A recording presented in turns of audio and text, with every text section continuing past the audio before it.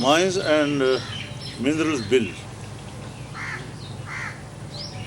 جو صوبہ خیبر پختونخوا میں بھی پیش کیا جا رہا ہے، ابھی تک پیش نہیں ہوا، یا بلوچستان میں پیش کر بھی دیا گیا ہے اور شاید پاس بھی ہو چکا ہے،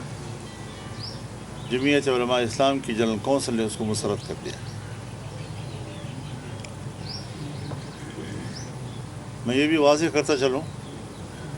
کہ ہمارے بلوچستان اسمبلی میں ہمارے کچھ پارلیمانی ممبران نے اس کو ووٹ دیا ہے، تو ان سے باضابطہ طور پر وضاحت طلب کر لی گئی اور ان کو شوکاز نوٹس جاری کر دیے گئے۔ اگر جماعت ان کے جواب سے مطمئن ہوئی تو پھر ظاہر ہے کہ اس عذر کو، اگر کوئی واقعی جائز عذر ہے تو قبول کیا جا سکتا ہے، اگر جماعت مطمئن نہ ہوئی تو پھر ان کی رکنیت ختم کر دی جائے گی۔ ہمیں اس کی کوئی پرواہ نہیں ہے کہ اسمبلی میں ہماری تعداد گھٹ جائے گی، ہمارے ممبران کی تعداد کم ہو جائے گی۔